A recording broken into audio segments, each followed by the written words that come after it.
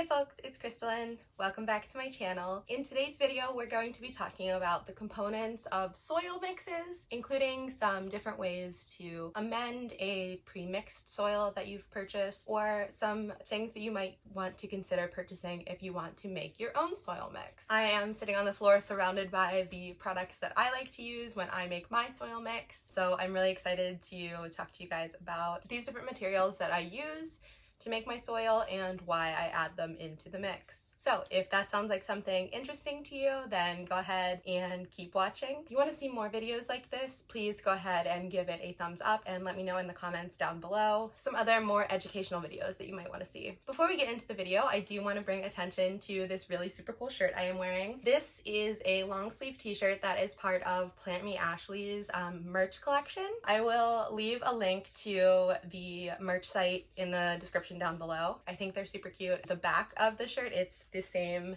logo as this, but blown up more to fit the back of the shirt. The merch is super comfy. I have this shirt and then a similar one in white. I'll wear it in another video and I will show you guys that in that video. So stay tuned for that. But let's just go ahead and get started with this video. So the first material that I want to talk about is really what you would probably consider to be the base of the soil mix. This is the material that makes up the majority of the soil mix, depending on what type of plant you are putting into your soil mix, but that is this Coco Coir.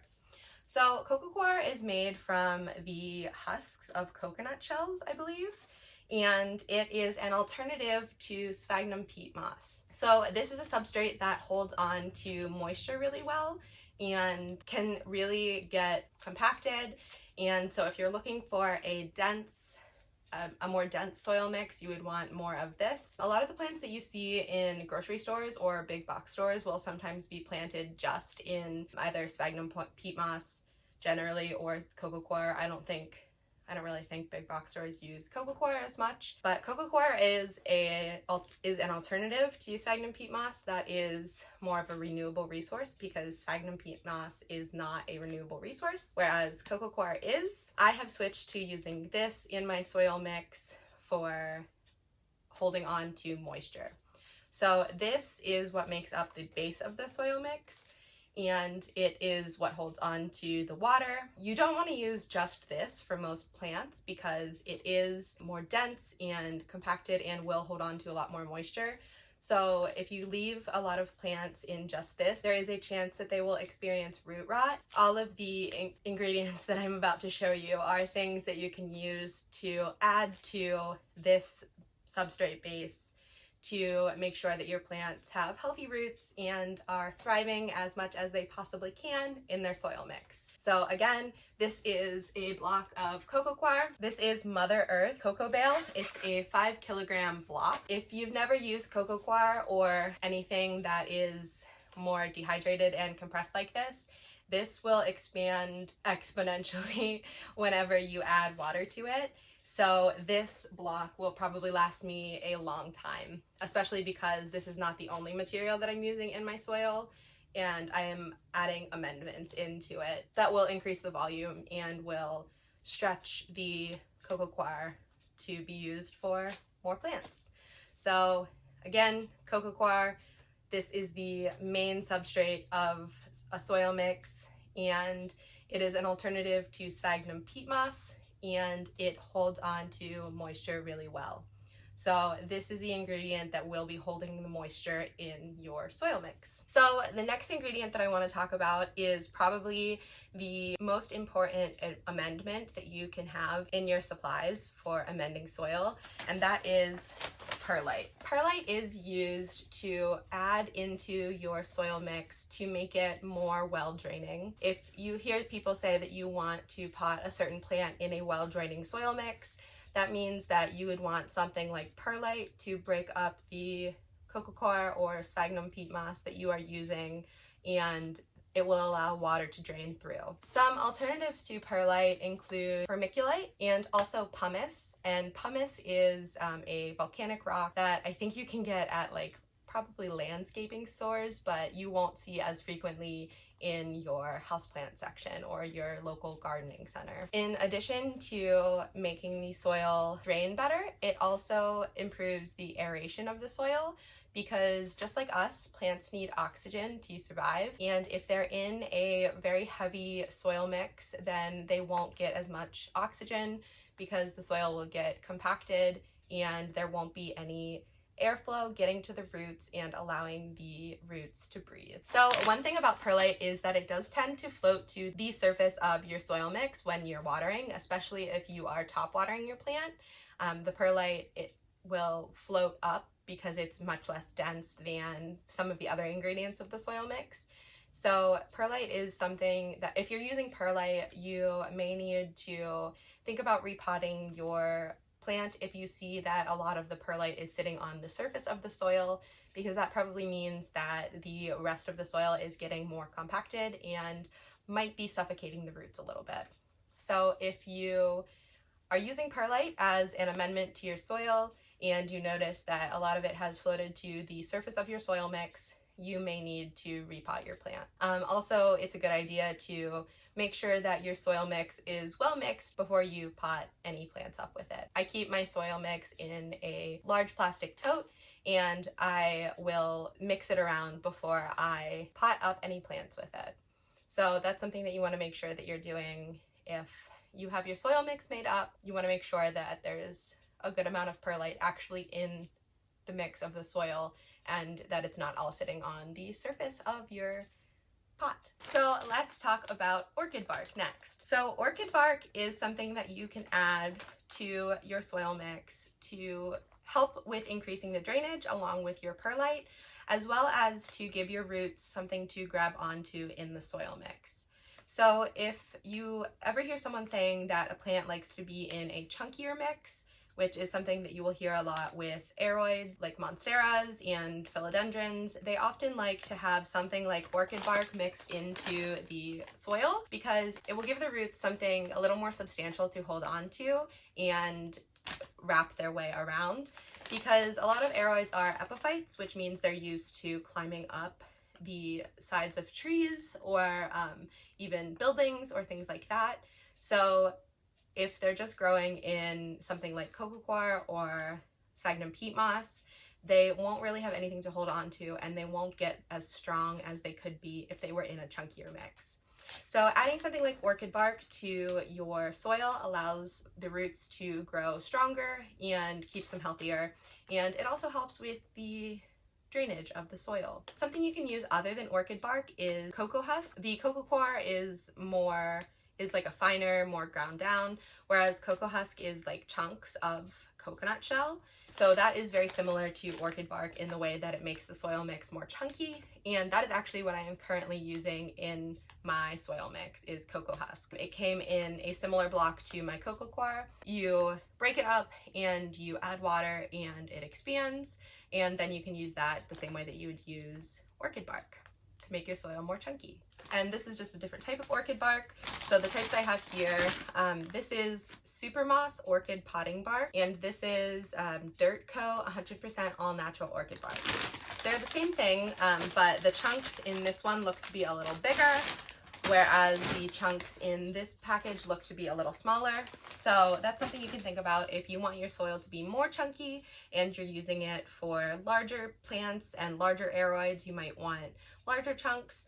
But if it's a smaller cutting or something that doesn't have super strong roots yet, you could give it this smaller mix. So the next thing I want to talk about is worm castings. And worm castings are worm poo.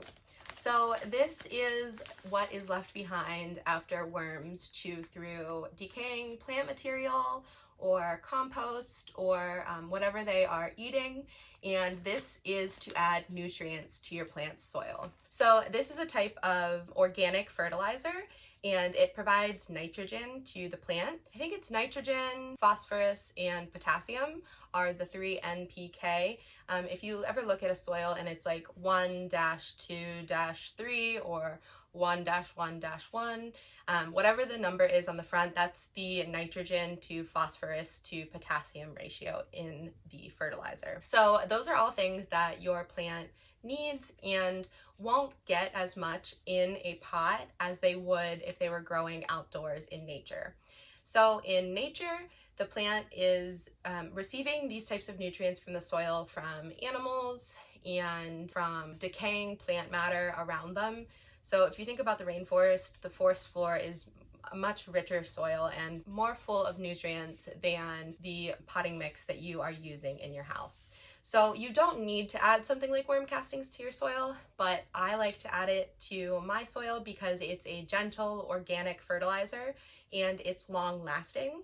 So it just adds nutrients to the soil from the beginning so that you don't have to think about fertilizing your plant as quickly. Now, since these worm castings are only nitrogen, you will still need phosphorus and potassium to add to your soil. And there are also other things that plants need, like calcium and other minerals. Becca de la Plants did a great video on fertilizer, and I will put that in the description down below. But as far as just a base general fertilizer to use, I really like to add worm castings to my soil. And worm castings are very similar in consistency to Coco Coir or Peat Moss. So you want to add a little extra perlite or whatever you are using to aerate your soil if you are adding worm castings, because they will get compacted. Another amendment I want to talk about is horticultural charcoal. So I am not entirely certain on what all of the benefits of adding charcoal are, but I do know that it acts sort of like a filter and catches the nutrients from the soil when you are watering it and make sure that they don't just drain out with the water, because your pot should have a drainage hole, and when the water runs out, it can leach some of the nutrients out from that soil and take it with it into the runoff. So especially if you are top watering and your plant is draining out a lot of that water that you are putting into it, it can leach some of the nutrients out, and you may need to fertilize sooner if that is happening. So charcoal is supposed to help with that. Additionally, charcoal is very light, and similar to perlite or vermiculite or pumice, it is another additive to help lighten the soil and make it less dense and less compacted and less heavy. Now also, I'll show you a piece of the charcoal because it's dry and easy to grab. So this is also similar to orchid bark in that it gives a little bit of chunkiness to the soil. It gives it a little bit more of something to grab onto for the roots to help them grow healthy and strong. The last thing I want to talk about is sphagnum moss. Now, I mentioned sphagnum peat moss as being a main base substrate to use for your soil mix, but that is not to be confused with this kind of sphagnum moss.